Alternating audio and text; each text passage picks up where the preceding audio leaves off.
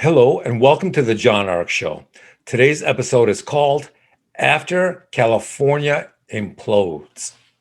Before we begin, I want to encourage you to subscribe, like, comment, and follow us. Also, remember to click on the notification bell so you can get notified every time we upload a new episode. I'd like to tell you about a new service called HollywoodIsCalling.com. It's a great service that allows you to purchase live phone calls from your favorite celebrities, so check them out. It's something you can buy for yourself or for somebody you care about. HollywoodIsCalling.com. So give that a try, and remember to click on that notification bell so you can see all the great new celebrity interviews we have coming up and the breaking news stories we'll be having soon. Now, let's get started. By now, everyone knows that California is imploding. What most people don't know is that what happens after the implosion. Today, we're going to reveal that for the first time. First, let me tell you the latest about the implosion of both California and other states on the West Coast. In Seattle, Washington, they just announced that they are not going to arrest or prosecute people for a long list of crimes if they are poor, if they're on drugs, or if they're mentally ill. That'll be sufficient excuse to allow you to commit many crimes in that state. Things like trespassing or theft or stalking or playing loud music are just a few of the many misdemeanors Seattle will not prosecute. By the way, this trend is not just taking place in Seattle. It's also happening in San Francisco and Los Angeles. I mentioned this because this kind of mentality is now pervasive up and down the entire West Coast of the United States. First, California does its best to try and make narcotics legally available to everyone.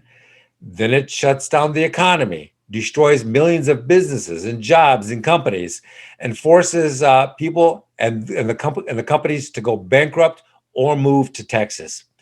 It's a perfect storm of problems. By the way, it's also a perfect example of what a politician should not be. When politicians become indistinguishable from the criminals, that tells you a great deal. When countless Californians get financially desperate and start stealing and robbing from other people, then the state decides that it's not going to prosecute those kinds of crimes. When they say not prosecute, that's really code for saying that when you call the police, they're not going to show up. So let's discuss what happens after California's implosion takes place. What happens after we reach peak crime, peak homelessness, peak joblessness, and peak poverty in California? What will that look like? Well, first, let's start with peak crime. What will California look like after it reaches maximum crime? Let me tell you. People like to use the Mad Max or zombie apocalypse analogy. Actually, it's going to be much worse than that. First, let's start with the gangs. Right now, everyone is accustomed to the gangs running the poor neighborhoods.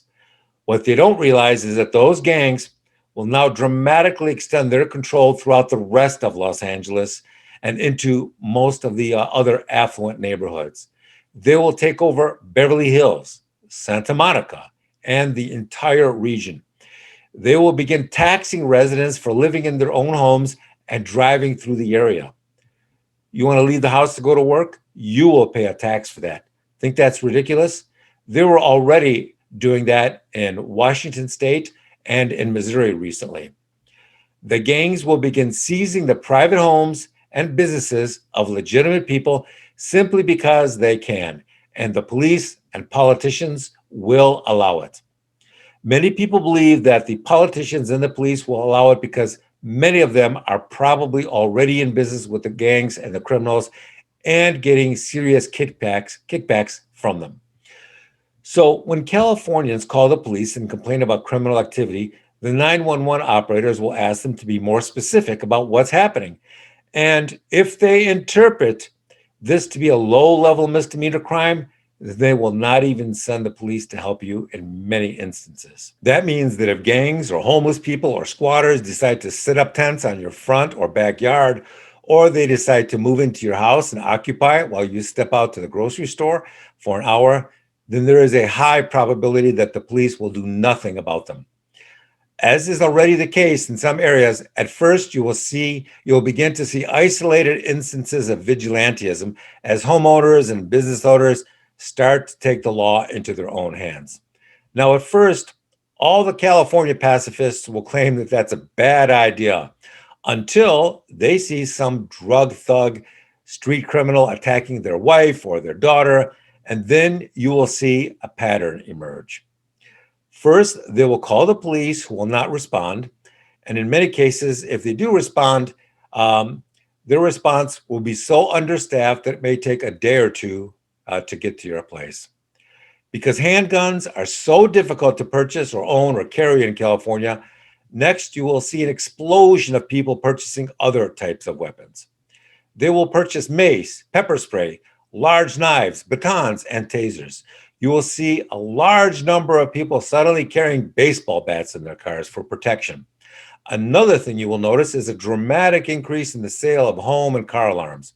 You will also see an increase in the number of people purchasing them simply to get notified when someone breaks into their car and drives it off.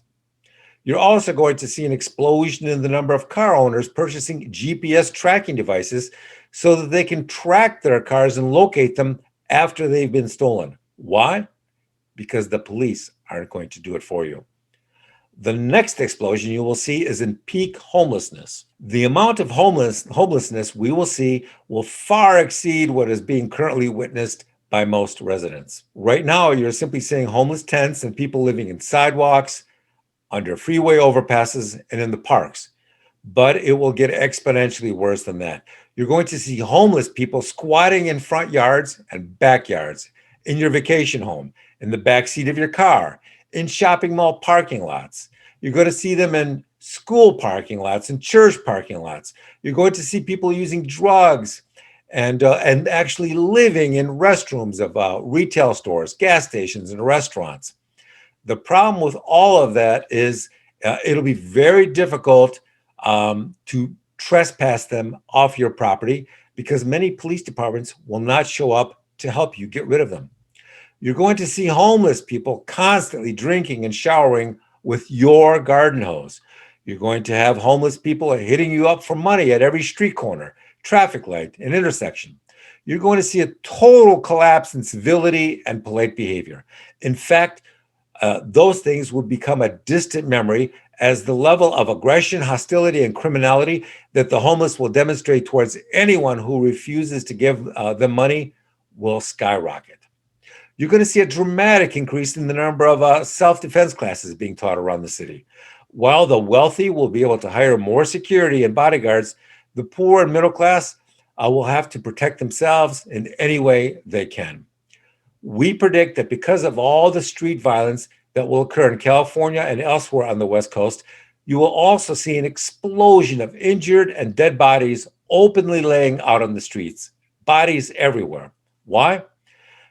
No insurance, no hospital coverage. We predict that because of all the street violence that will occur in California, that you will see an explosion of injured and dead bodies lying openly out on the streets, bodies everywhere.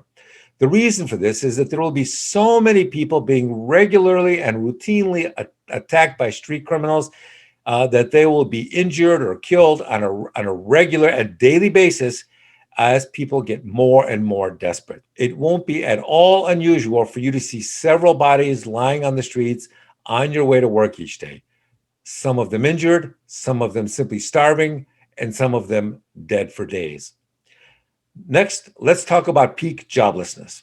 Currently, they're reporting an unemployment rate of about 11% in California, but no one with a pulse or a brain believes that number is anywhere close to reality. Most people believe it is much higher.